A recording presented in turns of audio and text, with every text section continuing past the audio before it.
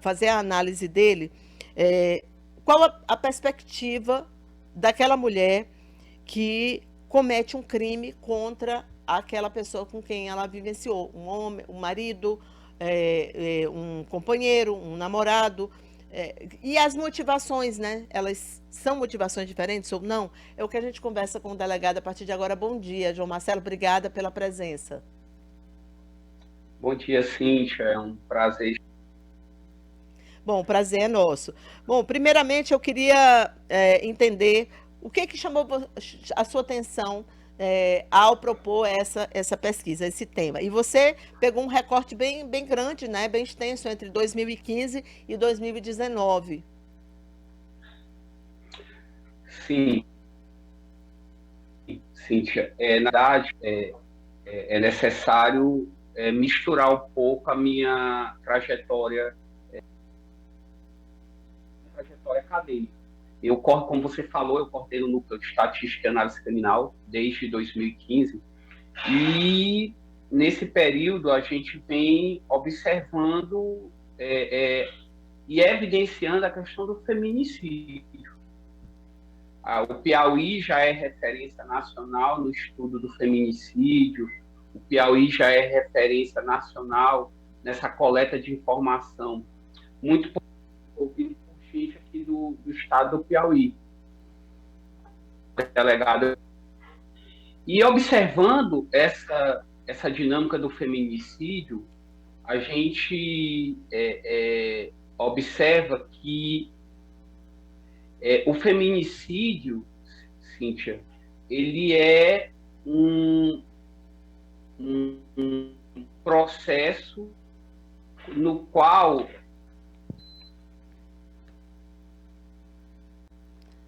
A gente perdeu aqui, infelizmente, a conexão com o João Marcelo. Vamos ver se a gente consegue retomar.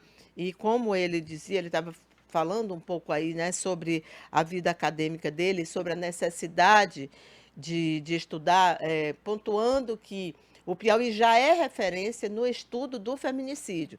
Então, ele está fazendo exatamente o caminho inverso. Ele está estudando, investigando, melhor dizendo, as particularidades que envolvem homicídios cometidos por mulheres.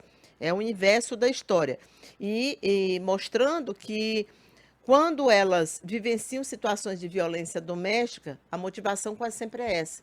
Então, quando há um homicídio, é isso que o pesquisador vai entender. Essa é a temática dele.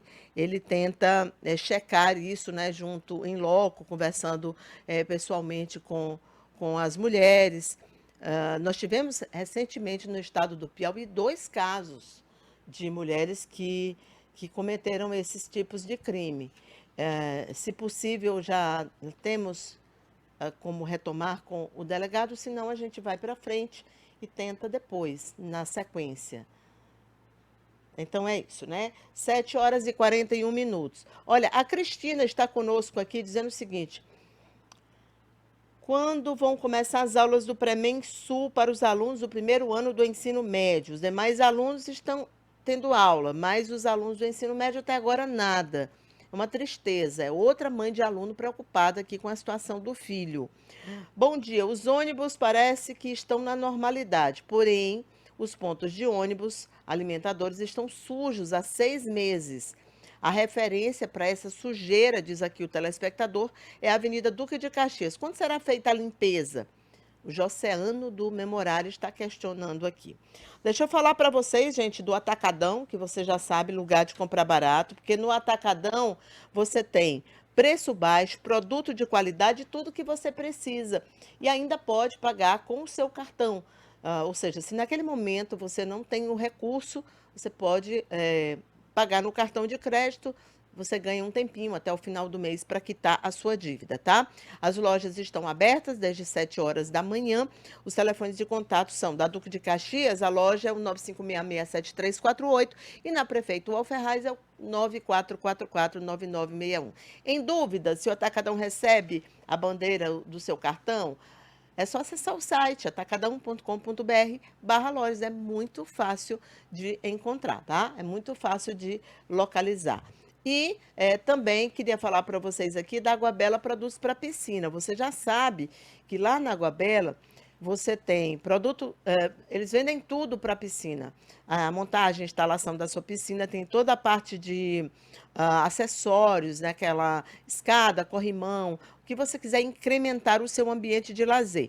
E equipamentos como filtros, motobombas, iluminação, tudo você encontra na Água Bela Piscinas, que fica na João 23, número 2081, no Jockey Clube. O telefone de contato é o 3305-5711. Retomamos aqui a conexão com o delegado João Marcelo, brasileiro Aguiar, e a gente, pois não, João Marcelo, eu expliquei um pouco o que você estava falando, né, que a conexão estava um pouco ruim, e aí vamos então retomar a partir do ponto que você abordava que o Piauí já é uma referência em feminicídio e que agora você estuda esse outro lado, né, os homicídios cometidos por mulheres. Exato, Cíntia. Nesse nosso estudo do feminicídio, a gente percebeu o quê? Que o feminicídio é o final de uma biografia de violência da mulher. Uma biografia que, às vezes, chega ao conhecimento da família, das instituições, e, às vezes, essa biografia, na verdade, às vezes não. Muitas vezes, essa biografia é silenciosa. A mulher que é vítima de feminicídio, ela sofre silenciosamente. E a gente percebeu, ao longo da nossa pesquisa empírica, do nosso trabalho desenvolvido à frente da Secretaria de Segurança, que o desfecho dessa biografia, infelizmente, é a morte da vítima. Só que a gente começou a observar que nem sempre esse desfecho de violência silenciosa termina com a morte da vítima. Em alguns casos, nós observamos que aquela mulher que sofre, mesmo silenciosamente, às vezes termina com o desfecho da morte do companheiro e não com a sua morte. Isso nos chamou a atenção. Por que esses crimes ocorrem? Porque essas mulheres que que vivenciam um ciclo de violência terminam assassinando seus companheiros.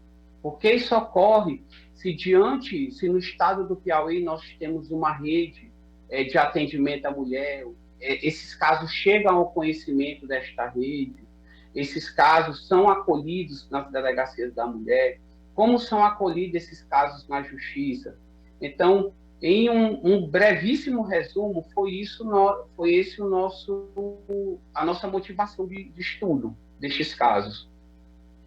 E ela, quando ela decide, é claro que você ainda está em processo, né, de elaboração da dissertação, mas você tem conversado com essas mulheres, assim, essa sua percepção, ela vem dessas conversas, João, assim, o que que elas dizem, o que que é o ápice que as leva, né, eu não sei se o ponto da pesquisa é esse, a cometer esses crimes. Claro que aqui ninguém está justificando, né? Mas é muito interessante que você mostre as duas, porque a perspectiva do feminicídio a gente já sabe qual é, né? Quase sempre, Sim, né? É o ciúme, é a não aceitação do fim do relacionamento, é a questão patrimonial, mas do ponto de vista da mulher em relação ao companheiro, a gente não sabia ainda, né? na verdade, Cíntia, esse contínuo de violência, ele, ele até o momento, ele está se mostrando o mesmo, entendeu? Ele está se mostrando o mesmo, tanto quando a mulher é vítima de violência, como quando a mulher é autora. E uma questão que você me questionou, que é essencial na minha pesquisa, né? Esse contato com as mulheres, né? Esse contato é essencial, né? Porque a minha pesquisa parte de uma perspectiva de gênero, né? A partir das experiências dessas mulheres, eu tô estudando 18 processos e dentro desses 18 processos nós fazemos pesquisa de campo com auxílio da professora doutora Rosana Marinho, que é minha orientadora, que é essencial nesse processo. E que nós percebemos assim inicialmente, Cíntia? São mulheres com histórias diferentes. São mulheres com histórias diferentes. Você não consegue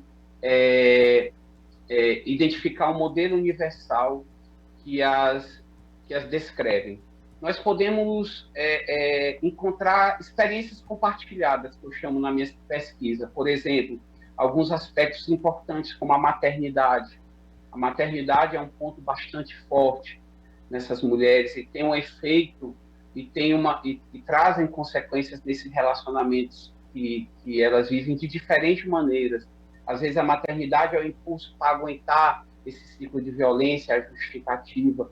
Às vezes a maternidade é o impulso para cometer esse ato de autodefesa. Outra questão compartilhada que eu percebo também, sim, apenas para ilustrar, é a certeza dessas mulheres que se elas não cometessem esses atos, elas seriam fatalmente vítimas de feminicídio. Uhum.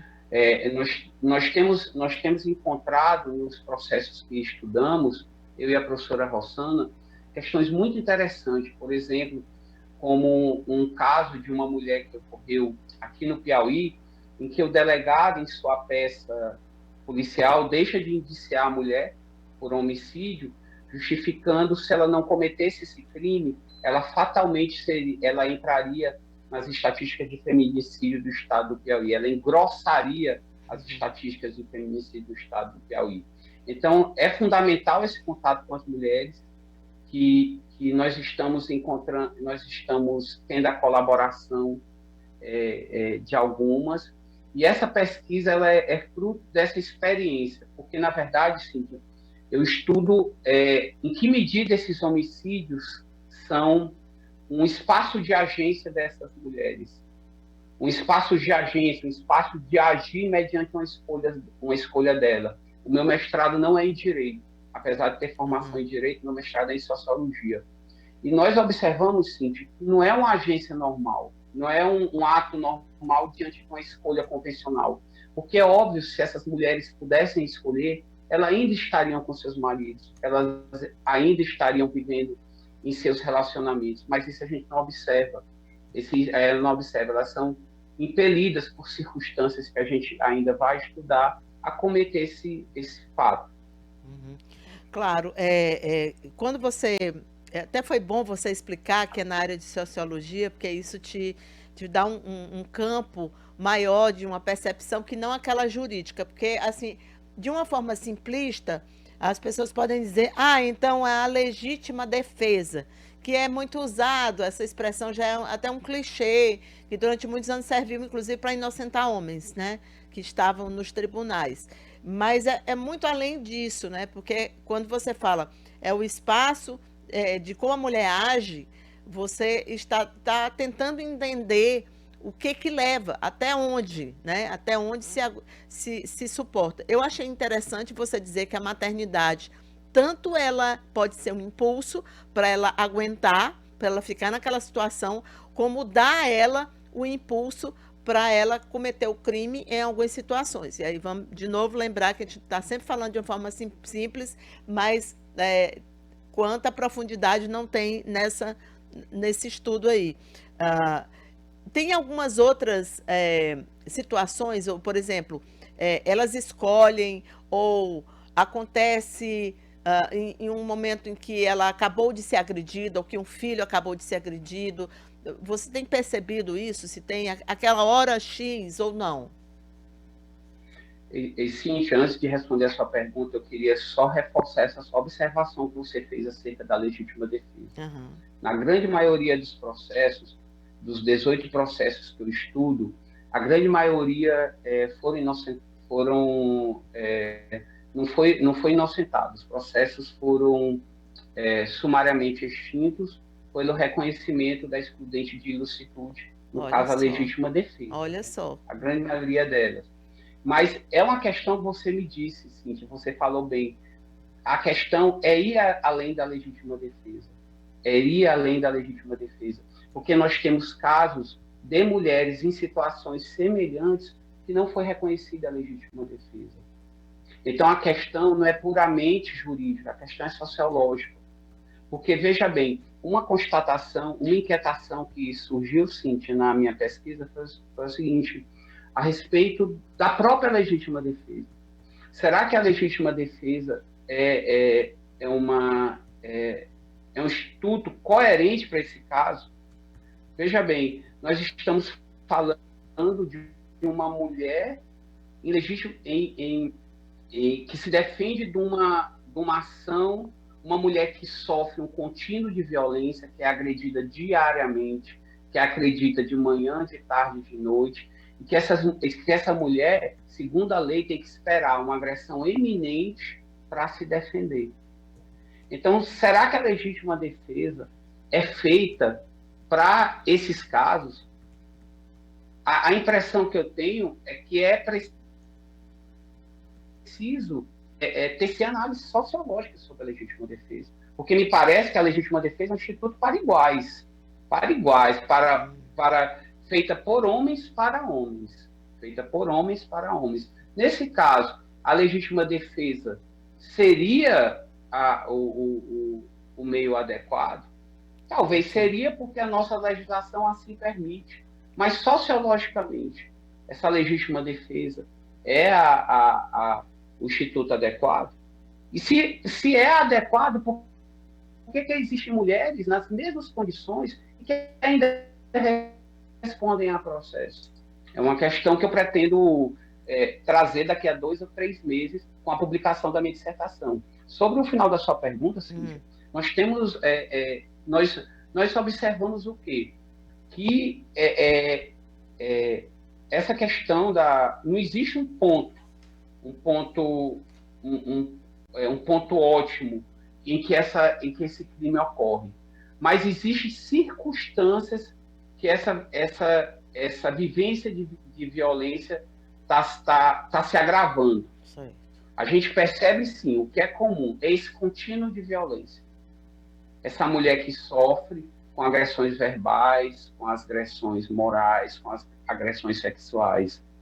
São mulheres, e não é uma pesquisa apenas sobre gênero, Cíntia, porque se você avalia que 100% das mulheres que cometeram esses crimes são negras, são de classe baixa, nós temos aí um tripé de opressão.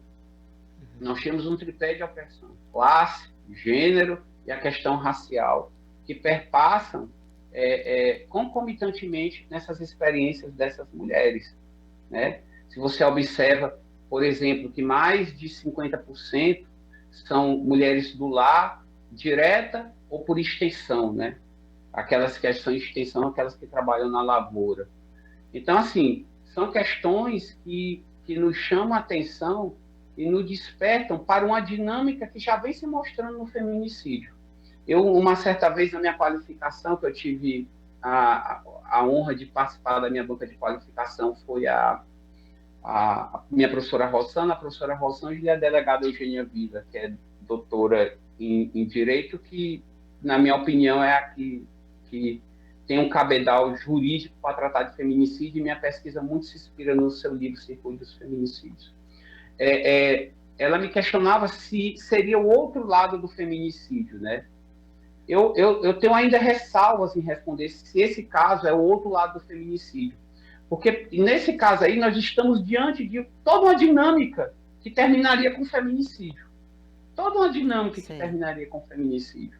No mesmo horário, no mesmo dia, naquela mesma casa, né? O feminicídio a gente observa que ocorre dentro das residências, a sua maioria.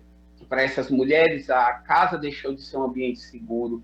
Elementos da domesticidade que se misturam, inclusive, com as armas utilizadas para esse crime, Cíntia. A grande maioria das armas são instrumentos domésticos, não são instrumentos próprios para o cometimento do crime. Então, é o seguinte, essa dinâmica é muito parecida com a dinâmica do feminicídio, mas tem uma questão um detalhe que não é observado no feminicídio, que é a agência, que é a resistência dessa mulher, né? Entendi. Tá certo. Olha, João Marcelo, muito obrigada pela participação, por compartilhar com a gente aqui esse seu estudo. Sucesso aí na conclusão, na condução, e quando você publicar, a gente volta a conversar, tá bom? Tá bom, obrigado. Obrigada, Um abraço, bom dia. Bom trabalho, obrigada. 7